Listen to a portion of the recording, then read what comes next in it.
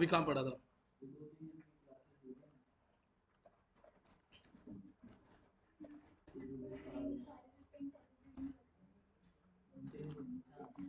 कोई नहीं, आप टेंशन मत लो, कोर्स तो तभी खत्म होगा जब होने वाला था।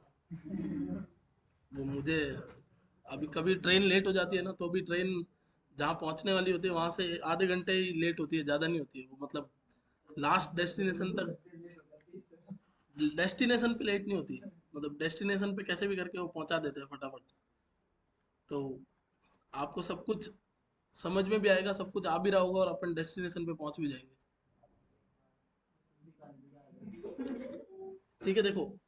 तो कल हम लोगों ने यहाँ पर एक बात की थी कि हमारे पास में सबसे इंपॉर्टेंट चीज़ है कंपोनेंट। और कंपोनेंट को इनपुट देने के लिए जो यूज़ होता है वो होता है प्रॉप्स। कंपोनेंट के अंदर जो डेटा मैनेज करता है वो होता है स्टेट। और कंपोनेंट जो आउटपुट देता है वो होता है JSX। ठीक है, ये है पवन इनपुट, ये है इंटरनल स्टोरेज,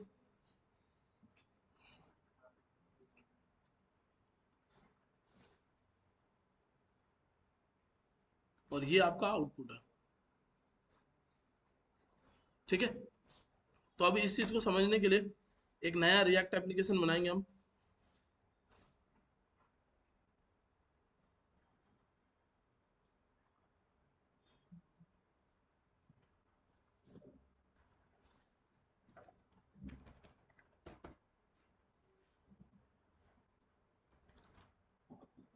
बहुत इजी सा कंसेप्ट है, सिर्फ कान और ध्यान यही रखना, किसी भी तरफ भटकने मत देना, तो अपने आप समझ में आ जाएगा।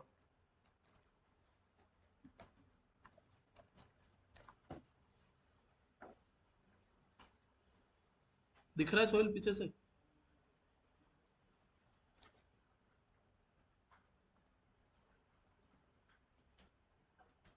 सोहेल है कि साहिल नाम है? साहिल है ना?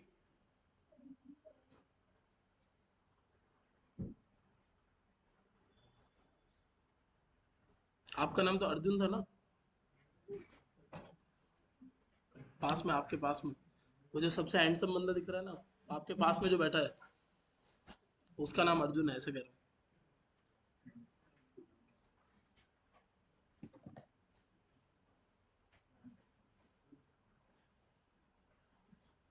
प्रेम, ऐसे गुस्सा मत हो, सबसे हैंडसम मतलब मैंने पीछे उस लाइन में बोला।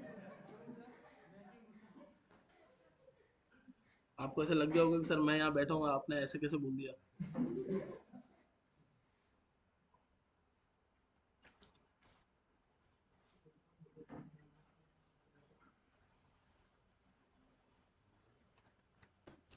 ठीक है, ये आ गया आपका एप्लीकेशन। आपको सिंपल से कुछ कुछ बिना मतलब की चीज़ें डिलीट कर देनी है।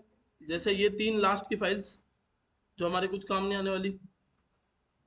ये नीचे का ये वाला पूरा कोड हटा दो, ये तो वैसे कमेंट है, कमेंट के नीचे वाला एक कोड है, ये हटा दो।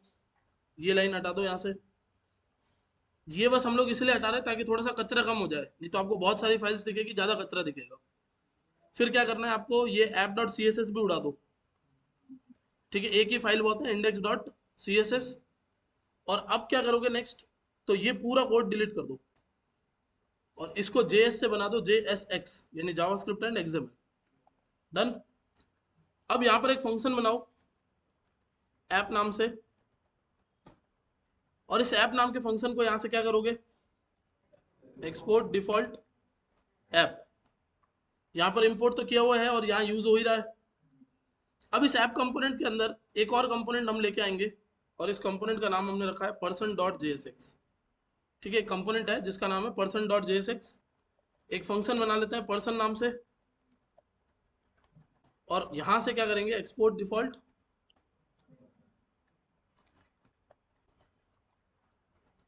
पर्सन। ठीक है,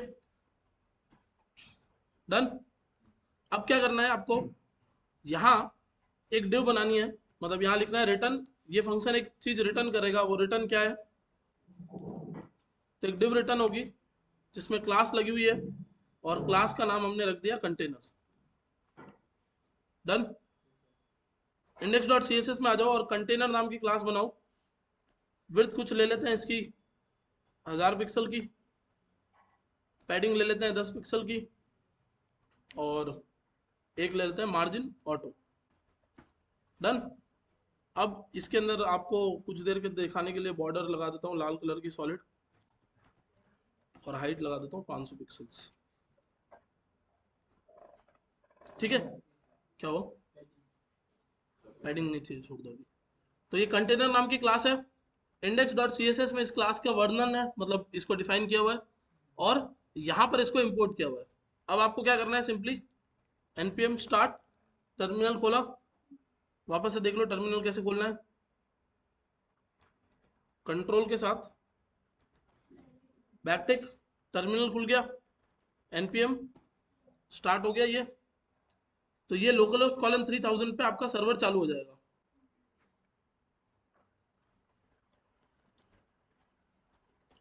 डन। अब क्या करेंगे, देखो ये हमने जो पर्सन नाम से एक कंपोनेंट बनाया है ना, इस पर्सन कंपोनेंट की सजावट करेंगे थोड़ी सी। रिटर्न डिव, डिव में क्लास, और इसका नाम रख देता हूं मैं person box. Done. Person box को यहां से मैं विड्थ दे देता हूं 250 पिक्सल्स, हाइट दे देता हूं कुछ भी एक 200 पिक्सल की, बॉक्स में लगा देता हूं शैडो।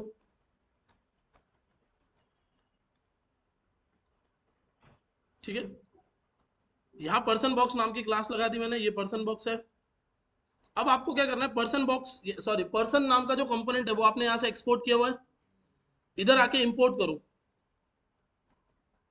तो import person from dot slash person. ठीक है, इंपोर्ट कर लिया इसको। अब यहां इसको कॉल करने का तरीका क्या है, तो सिंपली आपने लिख दिया पर्सन कंपोनेंट कॉल। अब इस कंटेनर के अंदर आपने पर्सन कंपोनेंट को कॉल किया है, तो एक ये बॉक्स दिख रहा है आपको, चलो आप लोगों की खुशी के लिए पैडिंग लगा ही देता हूं। ठीक है, ये एक बॉक्स आ गया। अब ये जो कंपोनेंट मैंने बनाया है पर्सन नाम से, यहाँ पर बना हुआ है कंपोनेंट, कंपोनेंट मतलब एक फंक्शन जो कि रिटर्न कर रहा है एक डिव, उस डिव में ये वाली क्लास लगी हुई है। इसको अगर इंस्पेक्ट करके देखें हम लोग, कंटेनर है, कंटेनर में एक डिव आ गई, ये बॉक्स आ गया। अब इस कंपोनेंट को मैं अगर दूसरी बार कॉल करूंगा, तीसरी बार कॉल करूंगा, फिर चौथी बार कॉल करूंगा, तो क्या होगा, 4 बॉक्स आ जाएंगे। ठीक है, क्योंकि कंपोनेंट आपने 4 बार कॉल किया, तो 4 बार डिव आ गई, और हर डिव में ये क्लास लगी हुई आ गई। Is it clear. अब क्या करना है हम लोगों को, यहां आके इसको दे देते हैं कंटेनर को डिस्प्ले फ्लेक्स, ये सारे एक लाइन से आ गए। फिर लगा देते हैं फ्लेक्स रैप, रैप। ठीक है, ये फ्लेक्स रैप हो जाएगा। तो 3 ये है, सॉरी 4 है। अब अगर मैं एक और बनाता हूं अर्जुन, तो क्या होगा, नीचे एक और बॉक्स आ जाएगा, सिकुड़ू गया क्यों, हमने फ्लेक्स रैप लगा दिया ना इधर, तो एक और नीचे आ गया। तो हो क्या रहा है, मैंने इस चीज को बनाने के लिए कितनी बार कोड लिखा, सिर्फ एक बार यहाँ पे, और इसको जितनी बार यूज करना था उतनी बार मैंने क्या किया, पर्सन कंपोनेंट को कॉल कर दिया। सिंपल है। ठीक है, कोई कंफ्यूजन यहाँ तक, पक्का। साहिल, साहिल, आपका नाम साहिल है क्या, पीछे वाले का नाम साहिल, दोनों का नाम साहिल है। पीछे आपका नाम क्या है, तो अर्जुन किसका नाम है, और साहिल, तो आपने ऐसे इस हाथ का नाम अर्जुन और इस हाथ का नाम साहिल रखा हुआ है क्या। अरे यार, ये तो वो क्या कहते हैं, कौन सी मूवी थी जिसमें लास्ट में पता चलता है कि ये दोनों नाम एक ही है।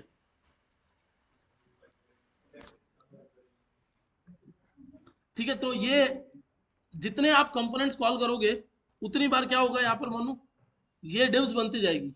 कोई कंफ्यूजन यहाँ तक, पक्का। ये लो।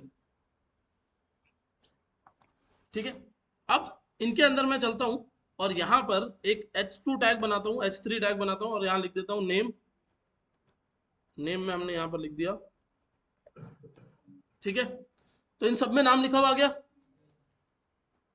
थोड़ा आप लोगों की खुशी के लिए यहाँ पर पैडिंग भी लगा देते हैं 10 पिक्सल की, और बॉक्स साइजिंग बॉर्डर बॉक्स। ठीक है, ये आ गया। अगेन यहाँ पर चलते हैं और यहाँ पर एक H4 बनाते हैं या H3 बना लेते हैं, जिसमें हम लोग लिख देते हैं एज, फिर एक H3 बना देते हैं जिसमें हम लिख देते हैं जेंडर। तो ये तीन चीजें आ गई। ठीक है, अब क्योंकि यूआई सेम है तो सब में सेम ही आएगा, इसमें इसमें इसमें इसमें इसमें जितने बने हुए हैं सब में सेम ही आउटपुट आएगा। तो फिर कंपोनेंट का फायदा क्या? समझ में आ रहा है क्या बोल रहा हूँ? जब सब सेम ही आने वाले हैं तो कंपोनेंट का फायदा क्या हुआ? जैसे इसकी हाइट को भी बाय बाय कर देते हैं एक बार, और प्रोफाइल पिक्चर भी लगाते हैं। ठीक है, तो इमेज टैग लगाया मैंने और हाइट हटा दी है ना। मोनू, आपका फेवरेट सुपरस्टार कौन है? सनी देओल? ऐसे कुछ ऐसी धार्मिक बातें नहीं करनी यहाँ पे। वो अपन अयोध्या चलेंगे अगले साल, अगले महीने, तब करेंगे। अगले महीने तो उद्घाटन है यार। आप लोग क्या ऐसे बस खाली नाम लेना है आपको। हाँ बताओ मोनू, आपका फेवरेट एक्टर कौन है?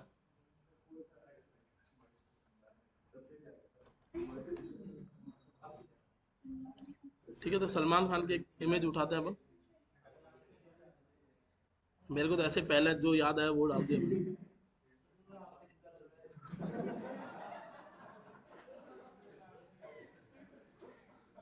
इस इमेज को कॉपी कैसे करेंगे, एक बार देखते हैं, रुको। हम्म, ठीक है, ये इमेज है, यहाँ से कॉपी करते हैं और यहाँ पर मैंने ये इमेज लगा दी। तो यहाँ पर कुछ इस तरीके से दिखेगा। इसको अपन एक क्लास लगा देते हैं, प्रोफाइल इमेज एक क्लास बना दी हमने। यहाँ से इस क्लास को पकड़ के लाओ और विड्थ लगा दो 100%। ठीक है, और ये जो इसकी पेरेंट की हाइट थी ना, अब वो हाइट भी हटा दो, वो तो कुछ देर के लिए देखने के लिए बनाई थी बस खाली। अब क्या हुआ, जब मैंने कल आपको स्विगी पे दिखाया था वैसा ही सीन है कि इमेजेस आ रही है और कुछ कुछ टेक्स्ट आ रहा है। ठीक है, तो जितनी बार आप ये कंपोनेंट कॉल करोगे उतनी बार क्या होगा, उतनी बार यही सेम इमेज और यही सेम टेक्स्ट आएगा। यही होगा, कोई कंफ्यूजन यहाँ तक? तो अब हमें करना क्या है, हमें ये अलग अलग इमेजेस, अलग अलग नाम, अलग अलग एजेस और अलग अलग जेंडर इसके अंदर भेजवाने हैं। ठीक है, तो हमें कंपोनेंट को क्या देना है, इनपुट देना है, और इनपुट देने के लिए कौन यूज होता है, प्रॉप्स यूज होता है। ठीक है, अच्छे से याद रखना, हमें कंपोनेंट को क्या देना है, इनपुट, और इनपुट देने के लिए क्या यूज होता है, प्रॉप्स यूज होते हैं। अब प्रॉप्स का मतलब होता है कस्टम एट्रीब्यूट। प्रॉप्स का मतलब एक तरीके का क्या है, कस्टम एट्रीब्यूट है। प्रॉप्स मतलब कस्टम एट्रीब्यूट।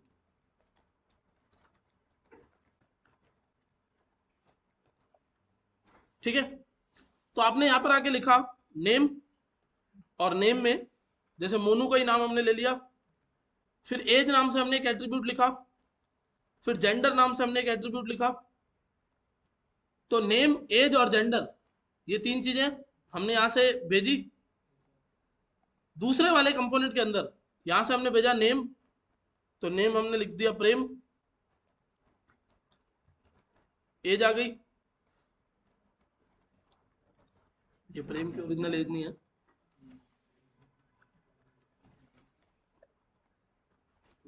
ठीक है, तो अब देखो आपने क्या किया, आपने इस कंपोनेंट को, ये जो कस्टम एट्रीब्यूट्स दिए हैं और उनमें वैल्यू डाली है, इनको बोला जाता है प्रॉप्स।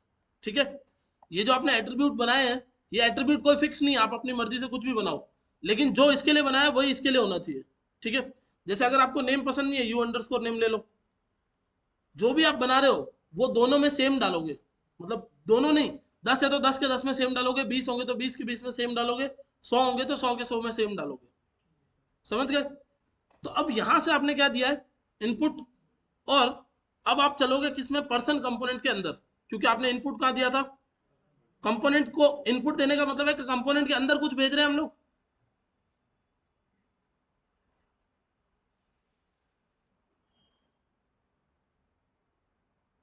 कैसे खुलता है दो, अब देखना अच्छे से, यहां से आप ये भेज रहे हो इनपुट, नेम, एज और जेंडर। यहां पर ये जो फंक्शन है ना, इस फंक्शन में सबसे पहले आपको लिखना है प्रॉप्स, मतलब यहां पर हम लोग क्या एक्सेप्ट करने वाले हैं, प्रॉप्स एक्सेप्ट करेंगे। अब ये जो नाम है उसकी जगह आप ये सबसे पहले ऐसे नहीं करते, एक काम करते हैं, इस फंक्शन में मैं आपको कंसोल डॉट लॉग करके दिखाता हूँ प्रॉप्स को। ये जो प्रॉप्स नाम का इनपुट आप ले रहे हो ना, किसी भी फंक्शन में इनपुट लेने का तरीका क्या होता है, उधर एक पैरामीटर आ जाता है, उस पैरामीटर में तो इनपुट डालते हैं। तो हमने प्रॉप्स लिखा और प्रॉप्स को कंसोल लॉग कर दिया है। चेक करते हैं एक बार कि कंसोल में आखिर आ क्या रहा है। कंसोल में बहुत सारी बार ऑब्जेक्ट आएंगे। क्यों आ रहा है, क्योंकि इतने सारे बनाए ना आपने। एक काम करते हैं, इतने सारे ना रख के दो ही रख लेते हैं ताकि बार बार ना दिखे, थोड़े कम दिखे। तो पर्सन जेएक्स के अंदर और पर्सन डॉट जेएसएक्स के अंदर इसको छोड़ देना, ये एक हमने कोई टूल इंस्टॉल कर रखा है उसकी वजह से आ रहा है, हम इसकी बात कर रहे हैं ये दोनों की, ठीक है। तो यहां पर देखो मोनू नाम से क्या, सॉरी नेम नाम से एक वो बना हुआ है ऑब्जेक्ट, ये पूरा ऑब्जेक्ट है, उसमें नेम नाम की और मोनू नाम से उसकी वैल्यू, जेंडर नाम की एम नाम से उसकी वैल्यू, फिर यहाँ पर नेम नाम की है, प्रेम उसकी वैल्यू है, जेंडर एक की है, एम उसकी वैल्यू है, एज एक की है और 50 उसकी वैल्यू है।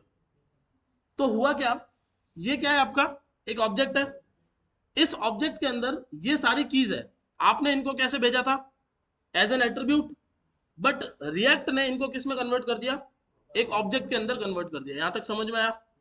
अब किसी भी ऑब्जेक्ट से डेटा निकालने का तरीका क्या होता है, तो प्रॉप्स डॉट नेम, ऑब्जेक्ट से डेटा निकलेगा, प्रॉप्स डॉट एज, ऐसे निकलेगा डेटा।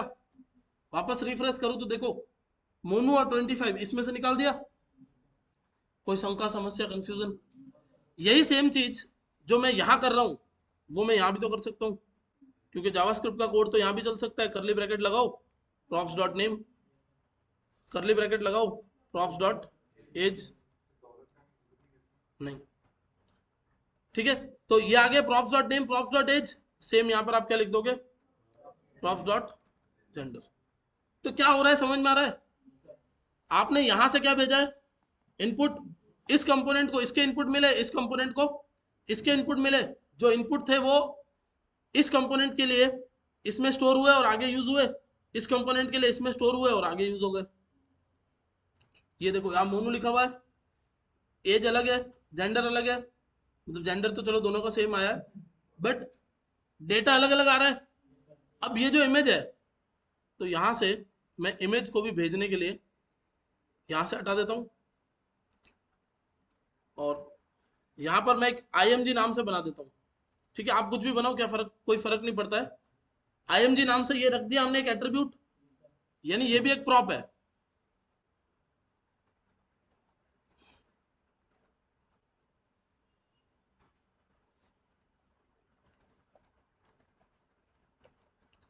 ये एक और बना दिया हमने img नाम से, और प्रेम,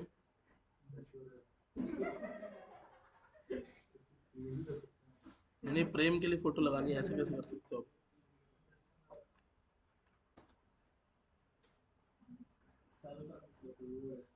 क्या कह रहे हो, अब कोई बात नहीं, वो आज आया नहीं है, छुट्टी पे है ना शाहरुख खान। तो ये आ गया आपका, देखो ये पहली लिंक डाल दी या दूसरी लिंक डाल दी, दोनों अलग अलग लिंक्स है। इमेज नाम से आपने एक एट्रीब्यूट बनाया, यानी एक प्रॉप बनाया है। इधर आके आपने क्या किया, एसआरसी के आगे लिख दिया equals to props dot image. तो अब क्या हुआ, यहां पर दोनों में अलग अलग इमेज दिखने लग गई। इमेज की हाइट फिक्स कर दो,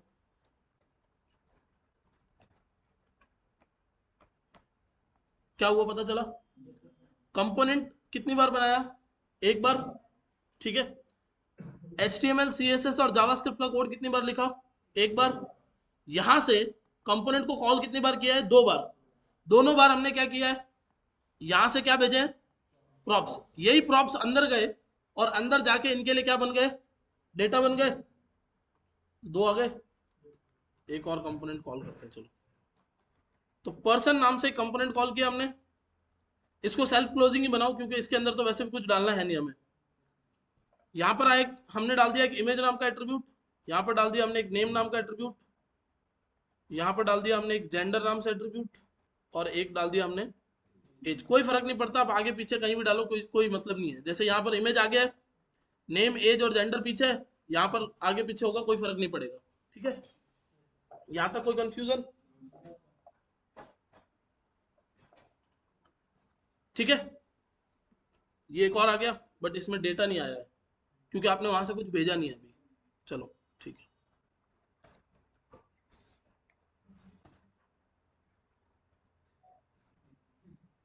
कौन सी फोटो लेनी है?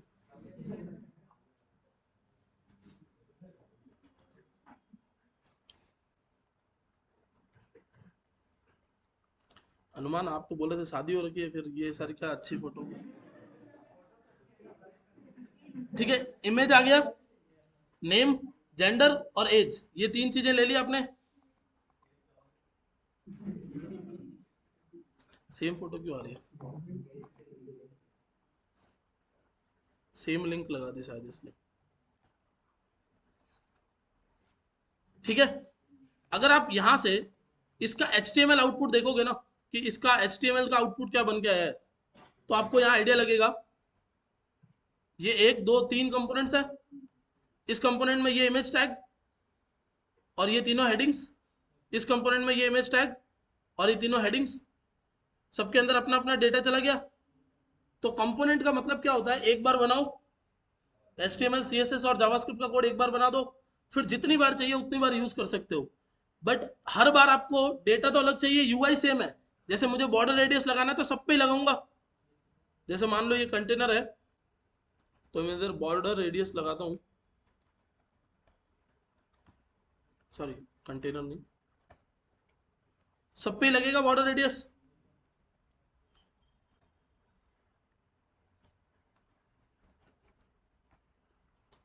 समझ में आ रहा है क्या हो रहा है? तो अब यहां पर बहुत सिंपल सी कहानी है कि आपने UI बना ली एक बार, जावास्क्रिप्ट का कोई लॉजिक लगाना था तो वो भी एक बार लग जाएगा, सब कुछ एक बार लगा दिया आपने। अब उसके बाद में आप सिंपली क्या कर रहे हो, जैसे समझ लो यहाँ पे ये जो एज दिखा रही है अभी, ठीक है, उस एज के ऊपर मैं कोई जावास्क्रिप्ट का लॉजिक लगाना चाहता हूँ यहीं पे। ठीक है, तो सबसे पहले इस चीज को समझने के लिए एक छोटा सा कंसेप्ट समझना है इनलाइन CSS का, कि हम यहाँ पर इनलाइन CSS कैसे लगाते हैं। तो इनलाइन CSS लगाने के लिए लिखना तो स्टाइल ही है, बट स्टाइल के आगे आप ये नहीं लिख सकते कलर कॉलन रेड, ऐसा नहीं कर सकते आप। क्यों? क्योंकि यहाँ पर ये जो कोड है वो HTML CSS का थोड़ी है, JSX का कोड है। ठीक है, तो आपको इक्वल्स टू करली ब्रैकेट लगाना है। ठीक है, करोगे? Equals to curly bracket, curly bracket का मतलब है जावास्क्रिप्ट का कोड शुरू हो गया। अब जावास्क्रिप्ट के कोड के अंदर आपको फिर से करली ब्रैकेट लगाना है, मतलब इस बार आप ये बता रहे हो एक ऑब्जेक्ट। बाहर वाला करली ब्रैकेट क्या बताता है कि जावास्क्रिप्ट का कोड शुरू हो रहा है, अंदर वाला करली ब्रैकेट बता रहा है कि आप एक ऑब्जेक्ट बना रहे हो। यहां पर आपने लिखा कलर रेड, एज में लाल कलर आ रहा है, समझ गए? इनलाइन CSS है ये, कन्वर्ट होके तो वैसी बनी होगी जैसे नॉर्मली होती है, स्टाइल कलर रेड, समझ गए? फिर अगर मुझे समझ लो कोई कुछ और लगाना है, जैसे फॉन्ट साइज लगानी है, तो मैं क्या लिखूंगा? Font size 10 pixel. तो फॉन्ट साइज में S क्या होगा? कैपिटल होगा, क्योंकि ये एक ऑब्जेक्ट की है, CSS का कोड नहीं है। जैसे हम dot style dot font size लिखते थे, वैसे ये फॉन्ट साइज आ गया 10 पिक्सल का। Now the most important thing is कि हम जावास्क्रिप्ट का कोड कैसे लगाएंगे इधर, मतलब इसको जावास्क्रिप्ट का कोड थोड़ी बोलेंगे। ये तो आपने ठीक है कि लिखने का तरीका यही है, तो आप क्या करोगे? कोई ऑप्शन तो है नहीं आपके पास। जावास्क्रिप्ट का कोड का मतलब है लॉजिक कैसे लगाओगे आप। तो आपने यहां पर रेड ना लिख के एक लॉजिक लिखा है कि props dot age greater than 18, अगर 18 साल से बड़ी है, ठीक है, ग्रेटर देन इक्वल टू 18, अगर 18 से बड़ी है, इफ यस, तो क्वेश्चन मार्क के बाद में आपने लिख दिया ग्रीन, वरना कॉलन के बाद आपने लिख दिया रेड। इसका मतलब क्या है कि अगर ये कंडीशन ट्रू होती है तो कलर क्या हो जाना चाहिए? रेड, सॉरी ग्रीन, और नहीं तो क्या हो जाना चाहिए? रेड। अगर ये कंडीशन ट्रू है तो ये चला दो, नहीं तो क्या चला दो? ये चला दो। तो अब ऐश्वर्या के लिए क्या, कौन सा कलर दिख रहा है? रेड। और बाकियों के लिए क्या दिख रहा है? क्या मुझे बार बार जावास्क्रिप्ट का कोड लगाना पड़ रहा है? नहीं। देखना, और कोई है?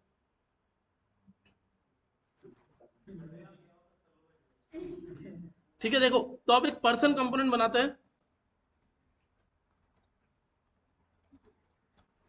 फिर से एक इमेज ले लेते हैं।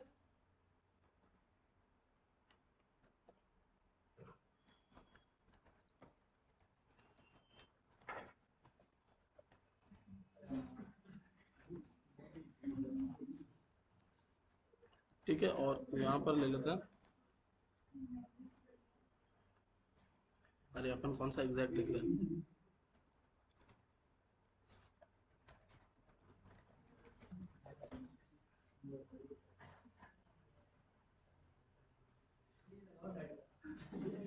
कौन सी वाली, ये?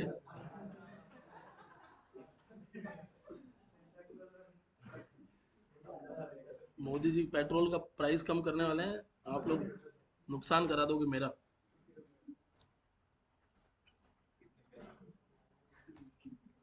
ठीक है, देखो अब क्या हुआ, यहाँ पर हमने मोदी जी एज क्या लिखी, 70, तो अपने आप कलर ग्रीन हो गया। यहाँ ऐसा कोई जावास्क्रिप्ट का कोड लिखा हुआ नहीं है, देख लो। यहाँ पर तो सीधा क्या लिखा हुआ है, कलर ग्रीन। यहाँ सीधा क्या लिखा हुआ है, कलर रेड। कहीं भी कोई भी जावास्क्रिप्ट का कोड नहीं है, सिंपली क्या लिखा हुआ है, कलर रेड और कलर ग्रीन। ठीक है, लेकिन यहाँ तो पीछे लॉजिक चल रहा है ना। तो कंपोनेंट में क्या होता है कि आप HTML CSS और जावास्क्रिप्ट तीनों का कोड लिख के रख देते हो। ये जावास्क्रिप्ट का लॉजिकल कोड है कि ये होगा तो ये करना है, नहीं तो ये करना है। समझ गए यहाँ तक? जैसे समझ लो कुछ प्रोडक्ट्स होते हैं जिनके ऊपर लिखा होता है आउट ऑफ स्टॉक, या जैसे एक एग्जांपल देता हूं मैं।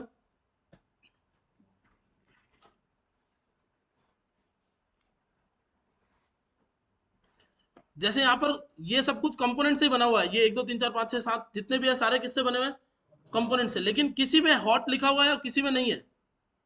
ऐसा क्यों हो रहा है? क्योंकि बाहर से आपने की भेजी है जो ये बताती है कि यहाँ पर हॉट लिखवाना है या नहीं लिखवाना है। जैसे एग्जाम्पल के लिए मैं यहीं पर करके दिखा देता हूँ आपको। यहाँ से मैं की भेज देता हूँ जिसमें मैंने नाम रख दिया फ्लैग, और फ्लैग में मैंने लिख दिया ट्रू। यहाँ भी मैंने लिख दिया फ्लैग में ट्रू, यहाँ पर मैंने फ्लैग में फॉल्स लिख दिया, और यहाँ पर मैंने फ्लैग में फिर से क्या लिख दिया, ट्रू। तो फ्लैग में ट्रू फॉल्स लिखा हुआ है। अब अंदर चलते हैं और यहाँ एक बनाते हैं हम लोग डिव क्लास हाईलाइट नाम से। समझ लो मैंने की बना दी। हाईलाइट में क्या होगा, तो अभी के लिए हम बस ऐसा नॉर्मल सा कुछ बनाते हैं। जैसे हमने बोल दिया कि इसकी विड्थ 100% होगी, इसकी हाइट 10 पिक्सल होगी और बैकग्राउंड कलर इसका रेड होगा। तो अभी सब पे दिखेगा ऊपर। ठीक है, अब लॉजिक क्या बोलता है देखना। आपने फ्लैग नाम से क्या भेजा हुआ, प्रॉप। यहां पर आपने एक लॉजिक लगाया, स्टाइल डिस्प्ले, जिसमें फ्लैग ट्रू हो सिर्फ उसी का डिस्प्ले ब्लॉक होना चाहिए, बाकी सबका डिस्प्ले क्या हो जाना चाहिए, नन हो जाना चाहिए। तो एक सिंपल सा लॉजिक लग गया। अब आपने जिसके लिए फ्लैग नहीं भेजा था, सॉरी फ्लैग नहीं आएगा, प्रॉप्स डॉट फ्लैग आएगा। तो जैसे आपने ऐश्वर्या के लिए फ्लैग नहीं भेजा है, तो ऊपर रेड कलर की पट्टी नहीं आ रही है, बाकी सबके लिए आ रही है। अगेन देखना, मैंने क्या किया, अपने किसके लिए, मोनू के लिए भी फ्लैग कर दिया फॉल्स, तो मोनू से भी पट्टी चली गई, बाकी सब पे आ रही है। समझ में आ रहा है? रिएक्ट का बहुत सिंपल सा काम है। रिएक्ट आपके लिए यूआई बनाने का काम करता है, बट यूआई बनाने के लिए रिएक्ट आपको बोल रहा है कि जो तरीके मैंने बताए हैं वो यूज करो। मतलब कि आप क्या करो, कंपोनेंट्स को यूज करो, आप स्टेट को यूज करो, प्रॉप को यूज करो, आप इन सब का यूज करके अपनी यूआई बनाओ। ठीक है, उससे होगा क्या, उससे होगा ये कि आपको जो रिपीटेड चीजें हैं वो नहीं करनी है, आपको जो कॉम्प्लेक्स लॉजिक है वो नहीं लगाना है।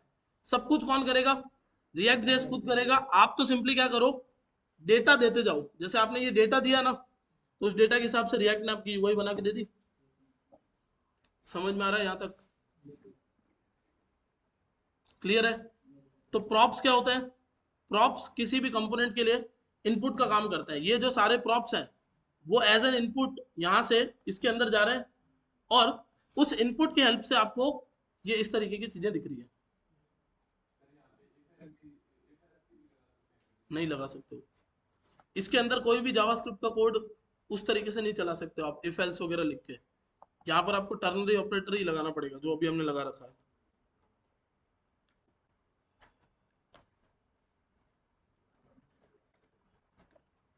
यही लगाना पड़ेगा आपको बस। ठीक है, समझ में आया यहाँ तक? अच्छे से इसको देख लो क्या क्या किया है हमने। जब भी किसी कंपोनेंट को कॉल करते हो, जितनी बार उस कंपोनेंट को कॉल करोगे उतनी बार उसकी यूआई क्या होगी, कॉपी होती जाएगी। ठीक है, यहाँ तक क्लियर? अब आपको अलग अलग टाइप से अगर उसको दिखाना है तो आपको एज अ प्रॉप क्या करना पड़ेगा, अलग अलग टाइप का डेटा भेजना पड़ेगा। प्रॉप्स आप अपने हिसाब से बना सकते हो, प्रॉप्स की कोई रिस्ट्रिक्शन नहीं है कि आप यही लिखो, आप कुछ भी लिख सकते हो। बट कौन से नाम से ये? हाँ बना सकते हो। आप फ्लैग की जगह हाईलाइट लिख दो। अब उधर भी जाके प्रॉप्स डॉट हाईलाइट लिखना पड़ेगा बस। अभी भी चल रहा है। यहाँ क्लास का और प्रॉप्स का कोई कंफ्लिक्ट नहीं है, क्योंकि क्लास तो एक सीएसएस का कोड है और प्रॉप्स जावास्क्रिप्ट का कोड है, तो उनका आपस में कोई लेना देना नहीं है। समझ में आ रहा है क्या हो रहा है? जो लोग पहली बार पढ़ रहे हैं, दिमाग में बैठ रहा है पूरा अच्छे से? पीछे आप लोग? ठीक है, नेक्स्ट चले। आज बाकी सारे कहाँ गए? जैसलमेर की टिकट करा ली क्या सब लोगों ने?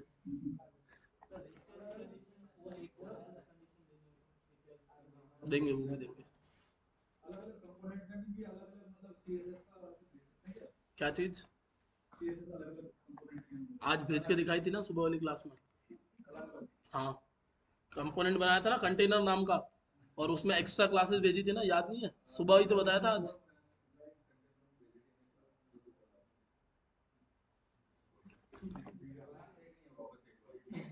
क्लास देख लेना, अपलोड तुरंत कर दी थी मैंने।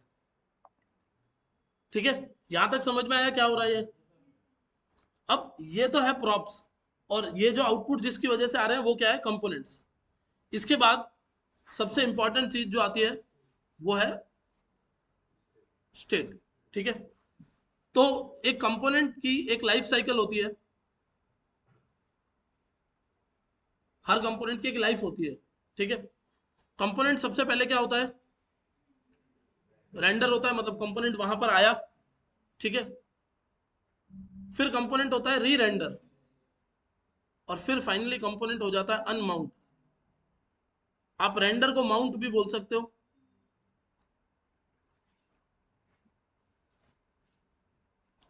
ठीक है, कंपोनेंट वहां आया, वहां पर बैठ गया। अब कंपोनेंट रिफ्रेश कब होगा, जो जब वो रिफ्रेश होगा तब उस स्टेज को क्या बोला जाएगा, री रेंडर बोला जाएगा। उस स्टेज को क्या बोला जाएगा, री रेंडर। जब कंपोनेंट वहां से चला जाएगा तो उस स्टेज को क्या बोला जाएगा, अनमाउंट। एग्जांपल के लिए स्विगी खोल लेते हैं अपन, मंगवाना कुछ नहीं है, बस ऐसे खोलिए। ठीक है, अब ये जो कंपोनेंट्स आपको दिख रहे हैं, अब ये कंपोनेंट्स क्या हुए हैं, माउंट हुआ है, यानी रेंडर हुआ है। जब मैं किसी और पेज पे चला जाऊंगा ना, तो ये कंपोनेंट्स यहाँ से अनमाउंट हो जाएंगे, चले गए, दूसरे कंपोनेंट्स आए। वापस जाऊंगा बैक, तो ये कंपोनेंट्स फिर से यहाँ क्या हुए, माउंट हुए, यानी री रेंडर नहीं, माउंट हुए हैं अभी। अब ये पूरा एक बड़ा सा कंपोनेंट है, देखना ये जो आपको दिख रहा है ना बाहर, जैसे मैं इस पे क्लिक करता हूं तो कंपोनेंट री रेंडर हो रहा है, इसकी वजह से ये आगे शिफ्ट हो गया। ठीक है, मतलब ये बाहर वाला कंपोनेंट री रेंडर हो रहा है, अंदर वाले नहीं हो रहे हैं। बाहर एक और कंपोनेंट है इनके बाहर, ये वाला, इसमें कुछ तो चेंज आया जिसकी वजह से ये आगे चले गए। वो जो कुछ तो चेंज आया है, उस चेंज को क्या बोला जाता है, री रेंडर बोला जाता है। और ये चेंज डिपेंडेंट होता है किस पे, स्टेट के ऊपर। स्टेट क्या है, state is a internal storage of component. किसी भी कंपोनेंट का एक इंटरनल स्टोरेज क्या कहलाएगा, स्टेट कहलाएगा। स्टेट जब चेंज होगा तब कंपोनेंट क्या होगा, री रेंडर होगा। तो मतलब जब जब आप स्टेट को अपडेट करोगे तब तब कंपोनेंट में क्या होता जाएगा, अपडेट होता जाएगा। समझ में आया क्या बोल रहा हूँ? हिंदी में ही बोल रहा हूँ, वापस से समझो। जब जब कंपोनेंट में चेंज लाना है तो किसको चेंज करना पड़ेगा, स्टेट को चेंज करना पड़ेगा। स्टेट चेंज का मतलब क्या होता है, कंपोनेंट री रेंडर। यहाँ तक कहानी समझ में आई? अब इस चीज को थोड़ा सा अच्छे से समझते हैं। तो ये जो 70 10 और ये लिखा हुआ है, अभी के लिए इसको भूल जाओ, और यहां पर आ जाता है।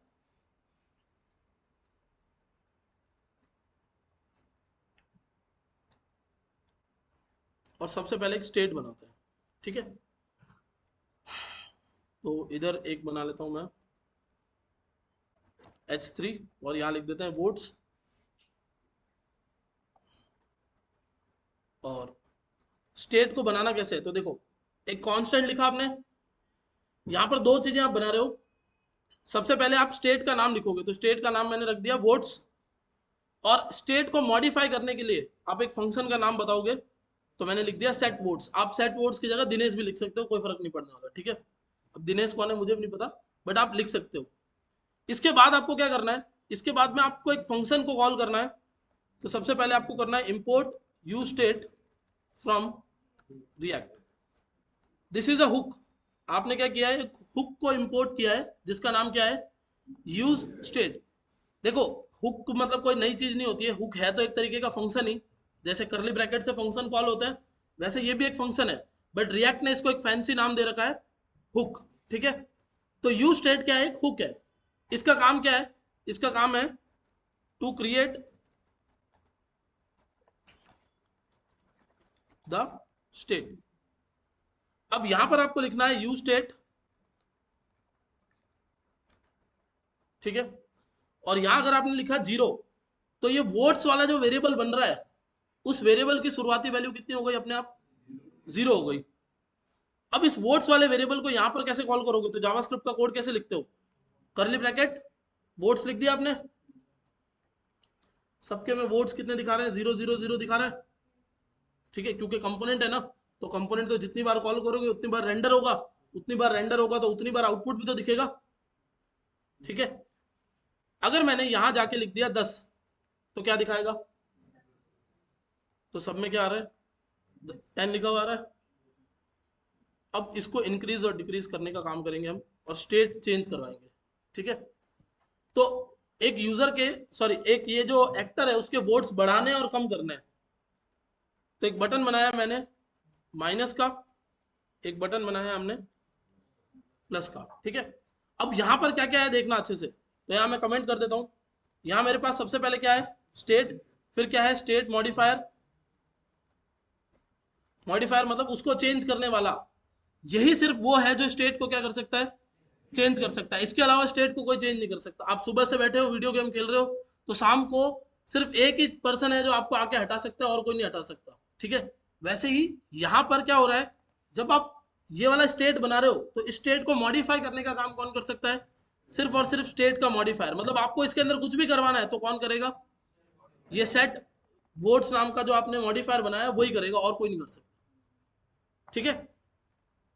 तो अब हमने इधर नीचे आके यहां से लिखा ऑन क्लिक INC, ठीक है। ऑन क्लिक में यहाँ सी बड़ा है, ध्यान रखना, क्योंकि ये जावास्क्रिप्ट का कोड नहीं है, ये JSX का कोड है, ठीक है।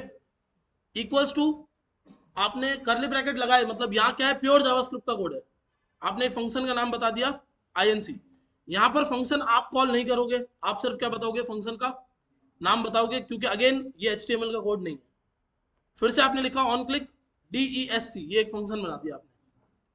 तो एक फंक्शन है आपका INC, दूसरा फंक्शन है आपका DSC, दो फंक्शन है। पहले फंक्शन का नाम क्या है INC, दूसरे फंक्शन का नाम क्या है।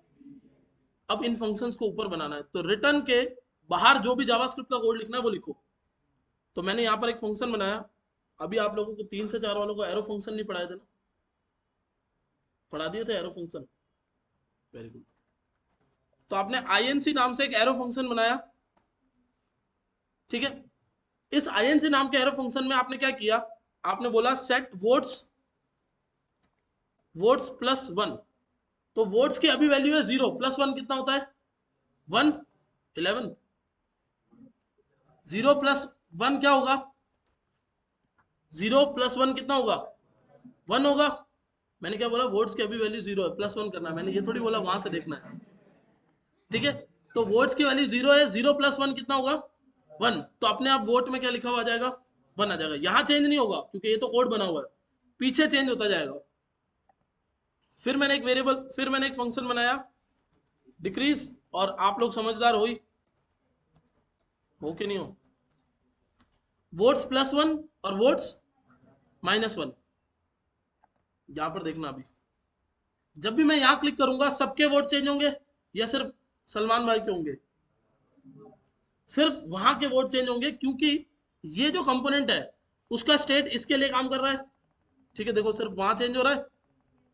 ये जो कंपोनेंट है इसके लिए यहाँ काम कर रहा है, ये जो कंपोनेंट है इसके लिए यहाँ काम कर रहा है, और ये जो कंपोनेंट है इसके लिए यहाँ काम कर रहा है। समझ में आया क्या हो रहा है? बट ये चेंज आ कैसे रहा है? ये चेंज आ रहा है क्योंकि आप किसको चेंज कर रहे हो? स्टेट को चेंज कर रहे हो। जब आप स्टेट चेंज करते हो ना, तो कंपोनेंट री रेंडर होता है। देखना कैसे होता है, यहाँ पर जादू देखना आप लोग। दिख रहा है जादू? सिर्फ उसी जगह पे जादू हो रहा है, और तो कहीं नहीं हो रहा है, क्योंकि आप इस कंपोनेंट पे काम कर रहे हो। अभी इधर आ गए, और अब आप किस पे काम कर रहे हो? इस कंपोनेंट पे काम कर रहे हो। ठीक है, यहाँ पर आ गए, अब आप इस कंपोनेंट पे काम कर रहे हो। प्लस माइनस भी कर सकते हो, नीचे भी जाएंगे वोट्स, और प्लस भी कर सकते हो। समझ में आ रहा है क्या हो रहा है? तो बहुत सिंपल सी कहानी है। आपने क्या किया, वोट्स, सेट वोट, वोट्स में आपने अगर इंक्रीज पे बंदा क्लिक करता है तो ऑन क्लिक आईएनसी फंक्शन का नाम बता दिया आपने, कॉल नहीं करना है। क्या करना है? सिर्फ नाम बताना है। तो ये नाम बताया है। कॉल का मतलब क्या होता है? कॉल का मतलब होता है इस तरीके से कॉलिंग होती है, आईएनसी करली ब्रैकेट पैरेंथेसिस लगाया, मतलब कॉल। आपको कॉल नहीं करना है, आपको सिर्फ क्या बताना है? नाम बताना है। तो आपने नाम बता दिया, डीएससी यानी डिक्रीज, ये भी नाम बता दिया। अब जब बंदा प्लस पे क्लिक कर रहा है तो क्या हो रहा है? वोट प्लस होते जा रहा है, और माइनस पे क्लिक कर रहा है तो क्या होते जा रहा है? डिक्रीज होते जा रहा है। किस जगह पे? हाँ कर सकते हो, इससे पहले आप लॉजिक लगा सकते हो। If vote is equal to zero, vote अगर ऑलरेडी जीरो हो चुके हैं तो यहीं से फंक्शन रिटर्न हो जाए, आगे का कोड चलेगा ही नहीं।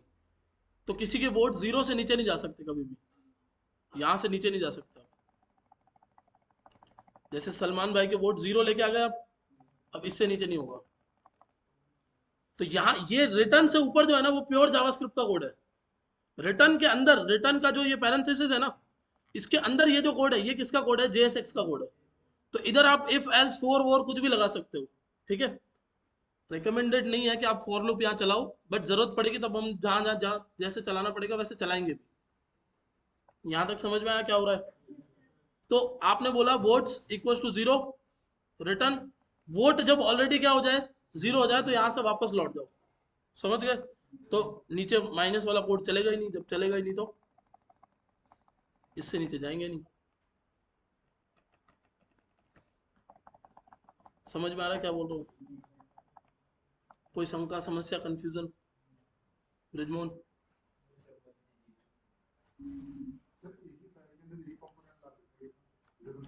वैसे तो एक फाइल में बहुत सारे कंपोनेंट्स हो सकते हैं, लेकिन फिर आपको बाकी सबको नेम्ड एक्सपोर्ट करना पड़ेगा, क्योंकि एक फाइल से एक ही डिफॉल्ट एक्सपोर्ट हो सकता है। बाकी सब जो भी बनाओगे वो नेम्ड एक्सपोर्ट होंगे। पढ़ा था ना हमने परसों, एक फाइल में से सिर्फ एक ही डिफॉल्ट होता है, बाकी सब नेम्ड हो सकते हैं। यहाँ तक समझ में आया? अब ये जो नाम है ना, इस नाम पे हम थोड़ा सा लॉजिक लगाते हैं। देखना आप लोग, आप भी सोचोगे सर ये ऐसी खतरनाक चीज हमने सोची नहीं कभी। स्टाइल में आए, स्टाइल में आकर हमने लिखा फॉन्ट साइज। ठीक है, अब फॉन्ट साइज जो है ना, वो वोट्स मल्टीप्लाई बाय 0.5 हम लोग रखने वाले हैं। ठीक है, फॉन्ट साइज को क्या रखा है?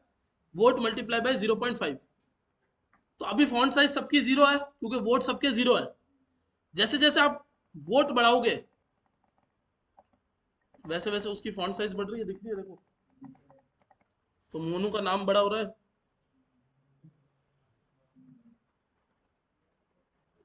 समझ में आ रहा है क्या हो रहा है? जैसे 44 है, तो 44 मल्टीप्लाई बाय 0.5 मतलब 22 की फॉन्ट साइज हो गई इसकी। आपको मेरे पे यकीन नहीं है, कोई बात नहीं, यहाँ देख लो। ठीक है, समझ में आया यहाँ पे? तो हो क्या रहा है सिंपल सा, जैसे यहाँ पर ये है, प्रेम का जो नाम है, उसकी फॉन्ट साइज अभी कितनी है? जीरो। जैसे मैं बढ़ाते जाऊंगा ना, समझ में आ रहा है क्या हो रहा है? स्टेट चेंज हो रहा है, कंपोनेंट री रेंडर हो रहा है, री रेंडर होने पर कुछ नया डेटा आ रहा है। कोई कंफ्यूजन यहाँ तक? तो जब भी स्टेट चेंज होता है कंपोनेंट में क्या होता है? री रेंडर। री रेंडर का मतलब क्या होता है? कि एक नए तरीके से वापस से डेटा आता है आपका। यहाँ तक कोई कंफ्यूजन? तो हमने सबका वोट बाय डिफॉल्ट कर दिया 10, तो सबकी फॉन्ट साइज बाय डिफॉल्ट होगी 5 पिक्सल। एक काम करते हैं, इसको 0.5 नहीं, इसको ऐसे रख देते हैं वोट्स। तो 10 है फॉन्ट साइज, वोट्स 10 है, तो फॉन्ट साइज में कितनी है? 10 है। जैसे जैसे बढ़ाओगे फॉन्ट साइज भी बढ़ेगी। 100 कर दूं? समझ में आ रहा है क्या हो रहा है? अब ये सारी चीजें बिहाइंड द सीन कैसे काम कर रही है, इनको समझने के लिए एक टूल इंस्टॉल कर लेना आप लोग, जिसका नाम है रिएक्ट डेवलपर्स टूल। ठीक है, ये दिख रहा है, ये क्रोम पे जाके लगा लेना, react developers tool. Right click करके इंस्पेक्ट करना है, यहीं पे आपको ये दिख जाएंगे कंपोनेंट्स डेवलपर्स टूल में। सबसे बाहर कौन है? App component. फिर कौन है? Person component. किस कंपोनेंट में क्या प्रॉप्स जा रहे हैं वो भी यहाँ लिखा हुआ है, देख लो, दिख रहा है। और किस कंपोनेंट के स्टेट की वैल्यू कितनी है वो भी लिखी हुई है। इसके स्टेट की वैल्यू कितनी है? 10। इसके स्टेट की वैल्यू कितनी है? 30। ऐसे जाके आप स्विगी पे भी चेक कर सकते हो, स्विगी भी रिएक्ट से ही बनी हुई है, उसमें भी कंपोनेंट्स ही हैं। तो वो रिफ्रेश नहीं होता, वो नए पेज पे लेके जाता है। जैसे यहाँ पर आप क्लिक करोगे ना, तो ये एक नया पेज खुल रहा है। अब देखना, जैसे इसके अंदर ही वापस से कुछ चेंज करता है। जैसे हेल्प पे क्लिक किया हमने, रिफ्रेश नहीं हुआ। साइन इन पे क्लिक किया तो चलो ये तो साइड में से आ गया। कार्ट पे क्लिक किया, रिफ्रेश नहीं हुआ। वो सिर्फ एक ही पेज है जो उन्होंने अलग बना रखा है, ऑफर्स नाम का। तो वो ऑफर्स नाम का पेज हो सकता है रिएक्ट से ना बनाओ, किसी और चीज से बनाओ। जैसे wscuptech.com पे आप आओगे ना, तो ये पूरी वेबसाइट PHP से बनी हुई है। बट जैसे ब्लॉग्स पे क्लिक करोगे, तो सिर्फ ब्लॉग्स वाला सेक्शन जो है वो अलग दिखेगा पूरा, क्योंकि वो वर्डप्रेस से बना हुआ है। तो एक ही वेबसाइट मल्टीपल टेक्नोलॉजी से भी बनती है। जैसे आपने फेसबुक न्यूज रूम वाला वो पेज बनाया था, तो ये जो फेसबुक न्यूज रूम का पेज है ना, ये फेसबुक न्यूज रूम का पेज भी आपका वर्डप्रेस से बना हुआ है पूरा। जबकि फेसबुक की अपनी वेबसाइट वर्डप्रेस से थोड़ी है। आप facebook.com पे जाओगे तो वो वर्डप्रेस से थोड़ी बनी हुई है, वो बनी हुई है रिएक्ट जेएस से।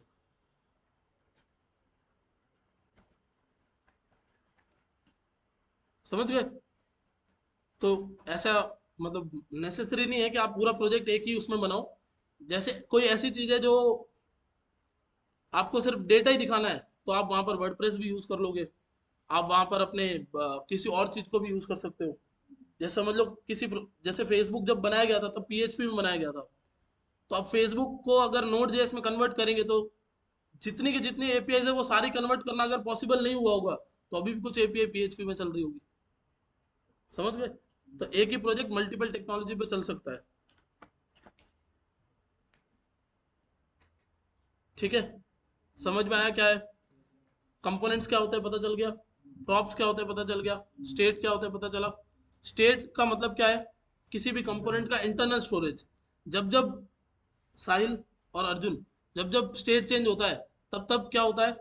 कंपोनेंट री रेंडर होता है, मतलब कंपोनेंट अपने आप को रिफ्रेश करता है और नया डेटा लेके आता है। ठीक है, और वो नया डेटा किसी भी टर्म्स में हो सकता है। जैसे यहाँ पर डेटा आ रहा है, लेकिन यहाँ पर क्या हो रही है? CSS चेंज हो रही है। नया डेटा आने का मतलब ये टेक्स्ट नया नहीं आएगा। नया डेटा आने का मतलब है कि एक नया JSX का कोड बनेगा। फिर वो JSX का कोड वापस से क्या बनेगा? HTML का कोड बनेगा। ओके, ठीक है, बहुत अच्छा लगा आप लोग आए। अब जब आओ तो एक छोटा सा काम करके आना।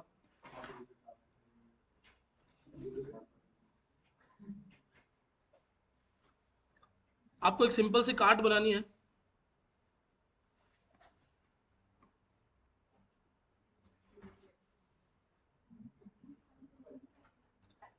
इस कार्ट के अंदर ये जो आइटम्स आ रहे हैं ना, वो आइटम्स कंपोनेंट से बनने चाहिए, ना कि आप 10 बार डिव लिख दो कि हाँ सर लो बना के ले आया मैं। ठीक है, यहाँ पर हर आइटम का अपना एक नाम होगा। आइटम की एज और जेंडर नहीं होता है, इमेज होगी। और आइटम की क्या होगी? प्राइस। यहाँ पर होगी उसकी क्वांटिटी, और क्वांटिटी को इंक्रीज डिक्रीज करने वाले बटन्स। और यहाँ पर टोटल। तो टोटल कैसे आएगा ये भी मैं आपको समझा देता हूँ। जैसे ये आपका वोट्स है ना, आप वोट्स को यहाँ पर प्रिंट करवाते टाइम पे मैं ऐसे लिख देता हूं कि जितने वोट्स होंगे उसके 500 से मल्टीप्लाई करके इनको पैसा मिलेगा। तो वोट्स मल्टीप्लाई बाय 100, ये लिख दिया हमने। तो जैसे जैसे वोट्स बढ़ाते जाओगे वैसे इनके पैसे बढ़ते जाएंगे। समझ गए? बहुत सिंपल सा काम है। आपने क्या किया, सीधा सीधा इसको मल्टीप्लाई करवा दिया। तो यही सेम चीज यहाँ होनी चाहिए कि जैसे इसकी प्राइस है 500, वो भी कहाँ से आएगी, प्रॉप्स की मदद से आएगी। यहाँ पर है 1000, यहाँ पर है 300, 400, तो क्वांटिटी बढ़ती जाएगी, उसके अकॉर्डिंग यहाँ पर क्या होता जाएगा, टोटल बढ़ता जाएगा। समझ में आ रहा है? तो वो फिर मेरे को 12 बजे वाली क्लास में पूछना आंसर, क्योंकि इसमें तो इनको समझ आएगा नहीं। 12 वाली क्लास में पूछना, उसमें समझाऊंगा ये वाला। नहीं करवाया हुआ ना, मैं पढ़ा रहा हूँ, मुझे पता है ना।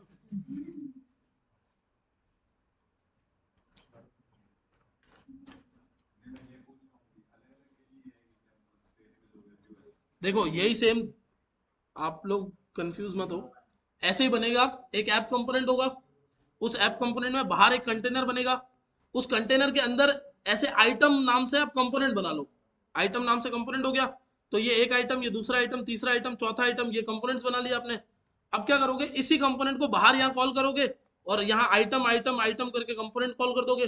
तो 4 बार, 5 बार, 6 बार, जितने भी आइटम्स है आपके, ऐसे इमेजेस दोगे, ऐसे ही नाम दोगे, ऐसे ही उसकी प्राइस दोगे। तो यहाँ पर ये चीजें आ जाएगी। फिर जैसे मैंने मैंने अभी इनको ऐसे नीचे नीचे बनाया हुआ है, ठीक है, देखना। अगर मैं इसकी विड्थ 100% दे दूं, तो ये ऐसे बन गए। वही चीज है ना जो मैं बनाने के लिए कह रहा हूँ आपको, कुछ नया तो नहीं है इसमें। हो गया, वही है ना, सीधा बना दिया बस। खाली इसको आपको क्या करना है, सीएसएस तो चेंज करनी है, बाकी तो लॉजिक्स तो यही सारे हैं। ये क्वांटिटी इंक्रीज डिक्रीज हो रही है, उसके हिसाब से पैसे इंक्रीज डिक्रीज हो रहे हैं। यही सेम चीज है ना, कुछ नया तो नहीं है। तो एक कंपोनेंट ही तो बनाना है आपको ऐसा। इस कंपोनेंट की यूआई मैंने चेंज की, तो वो जो मैं आपको दे रहा था वैसे ही बन गया। आप थोड़ा सा इसको सही करेंगे तो वैसा दिखने लग जाएगा। समझ गए? तो जो टास्क आपको मिला है ना, वो उसी तरीके से मिला है जो आपको आता है ऑलरेडी अभी, मतलब जो आपने पढ़ा है। इसलिए हमेशा पहले जो आपको क्वेश्चन, मतलब समझ लो जो आपको क्लास में पढ़ाया है ना, पहले वो करो। उसके बाद में जो टास्क दिया वो करो, मतलब जो क्लास में पढ़ाया है वो देख के बनाओ, कोई दिक्कत नहीं है। फिर टास्क जो है वो बनाओ अपना। ठीक है? अब अपन नेक्स्ट सीधा 2 तारीख को मिलेंगे, तब तक ये अच्छे से पढ़ लेना। ठीक है? एक की छुट्टी है आपकी, इसके बाद कोई छुट्टी नहीं है। मतलब क्या कह रहे हो?